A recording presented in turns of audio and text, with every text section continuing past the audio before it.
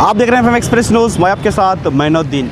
बीजापुर शहर के अंबेडकर सर्कल में पिछले कई दिनों से पीपीपी मॉडल मेडिकल कॉलेज के विरुद्ध यहाँ पर प्रोटेस्ट किया जा रहा था। तो आपने देखा कि यहाँ पर क्या क्या हुआ और कितने दिन से यहाँ पर प्रोटेस्ट को बैठे थे। उसके बाद में एक ये भी हुआ कि इनके जो साथी हैं वो अभी जेलों में बंद हैं। इसके बाद में एक खुशी की खबर ये आती है कि कल सीएम ने यह ऑर्डर किया कि यहाँ पर गवर्नमेंट मेडिकल कॉलेज बनेगा। तो एक तरफ खुशी का माहौल है, तो एक तरफ आप देख सकते हैं कि इनके जो साथी हैं जो यहाँ पर प्रोटेस्ट कर रहे थे वो जेलों में हैं। तो एक तरफ खुशी का माहौल है तो एक तरफ दुख का भी माहौल यहाँ पर नज़र आ रहा है। तो आइए इनसे जानेंगे कि इनको इस माहौल को लेकर क्या कहना है और जो इनके साथी जो जेलों में बंद हैं और जो आज खुशी का एक माहौल इन पर नज़र आ रहा है तो इसके बारे में क्या कहना है। ಇವತ್ತು ವಿಜಯಪುರ ಜಿಲ್ಲೆಗೆ ಇವತ್ತು ಹೋರಾಟಗಳ ಮೂಲಕ ಏನು ಸಿದ್ದರಾಮಯ್ಯ ಅವರು ನಾವು ಮೆಡಿಕಲ್ ಕಾಲೇಜನ್ನು ಸರ್ಕಾರಿ ಕ್ಷೇತ್ರದಲ್ಲಿ ನಾವು ಮಾಡ್ತೀವಿ ಅಂತಕ್ಕಂಥದ್ದು ಸ್ವಾಗತಾರ್ಹ. ದುಃಖಕರ ವಿಚಾರ ಏನಪ್ಪ ಅಂತಂದರೆ ಸುಮಾರು 107 ದಿನಗಳ ಕಾಲ ಈ ಒಂದು ಹೋರಾಟದಲ್ಲಿ ಯಶಸ್ವಿಯಾಗಿ ಮಾಡ್ಕೊಂಡು ಬಂದಿರತಕ್ಕಂಥ ಹಿರಿಯರು ಹೋರಾಟದ ಚಿಂತಕರನ್ನು ಇವತ್ತು ಜೈಲಿಗೆ ಹಟ್ಟಿರ್ತಕ್ಕಂಥದ್ದು ಇದು ನಮಗೆ ಇವತ್ತು ವಿಜಯೋತ್ಸವದ ಜೊತೆಗೆ ದುಃಖದ ದಿನಾಚರಣೆಯನ್ನು ಕೂಡ ನಾವು ಇವತ್ತು ಆರಂಭಿಸ್ತಾ ಇದ್ದೇವೆ. ಯಾಕಪ್ಪ ಅಂತಂದರೆ ಇವತ್ತು ಹೋರಾಟ ಮಾಡಿರ್ತಕ್ಕಂಥದ್ದು ಜನರ ಒಂದು ಆರೋಗ್ಯದ ಹಿತದೃಷ್ಟಿಯಿಂದ ಶೋಷಿತ ಸಮುದಾಯದ ವಿದ್ಯಾರ್ಥಿಗಳ ಯುವ ಜನರ ಒಂದು ಉದ್ದೇಶಕ್ಕಾಗಿ ಹೋರಾಟ ನಡೆರ್ತಕ್ಕಂಥದ್ದು.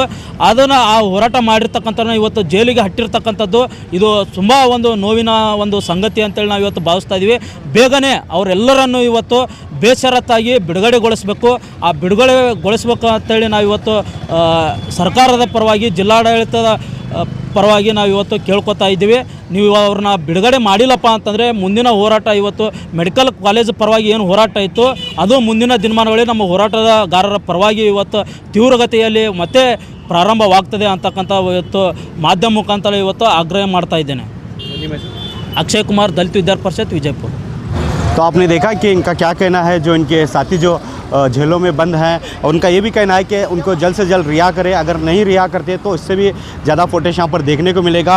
अब ये देखना बाकी है कि कल सीएम ने तो बोल दिया है कि यहाँ पर गवर्नमेंट मेडिकल कॉलेज बनेगा, तो बनेगा तो कितने दिनों में बनेगा और कब इसके ऑफिशियली अनाउंसमेंट होगी ये देखना बाकी है।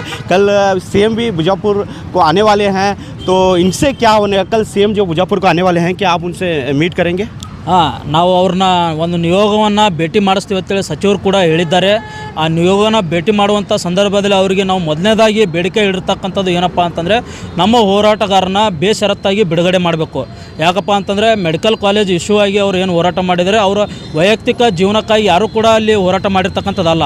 ಇಡೀ ಜಿಲ್ಲೆಯ ಜನತೆಗೆ ಒಂದು ಆರೋಗ್ಯದ ಒಂದು ಹಿತದೃಷ್ಟಿಯಿಂದ ಮಾಡಿರ್ತಕ್ಕಂಥದ್ದು. ಅವ್ರನ್ನ ಮೊದಲನೇದಾಗಿ ಬಿಡುಗಡೆ ಮಾಡಬೇಕು. ಎರಡನೇದಾಗಿ ಸರ್ಕಾರಿ ಮೆಡಿಕಲ್ ಕಾಲೇಜ್ ನೀವು ಆಲ್ರೆಡಿ ಘೋಷಣೆ ಮಾಡಿದ್ದೀರಿ, ಅದನ್ನು ವೇಗಗತಿಯಲ್ಲಿ ಉದ್ಘಾಟನೆಯೂ ಕೂಡ ತಾವೇ ನೆರವೇರಿಸಬೇಕು. ಅಂಥ ಒಂದು ನಿಟ್ಟಿನಲ್ಲಿ ನೀವು ಕಾರ್ಯಗತ ಒಯ್ಯಬೇಕು ಅಂತಕ್ಕಂಥ ಒಂದು ಬೇಡಿಕೆಯನ್ನು ನಾಳೆ ನಾವು ಸಿದ್ದರಾಮಯ್ಯ ಅವರಿಗೆ ಬೇಡಿಕೆ ಇಡ್ತಾ ಇದ್ದೀವಿ. ನಮ್ಮ ನಿಯೋಗ ಕೂಡ ಭೇಟಿ ಆಗಲಿಕ್ಕೆ ನಮಗೆ ಅವಕಾಶ ನೀಡಬೇಕು ಅಂತೇಳಿ ಸಚಿವರಲ್ಲಿ ಮನವಿ ಮಾಡ್ಕೊಂಡಿದ್ದೀವಿ. ಅವರು ಕೂಡ ಕೊಡ್ತೀವಿ ಅಂತಕ್ಕಂಥ ಆಶಾಭಾವನೆಯನ್ನು ನಮಗೆ ವ್ಯಕ್ತಪಡಿಸಿದ್ದಾರೆ.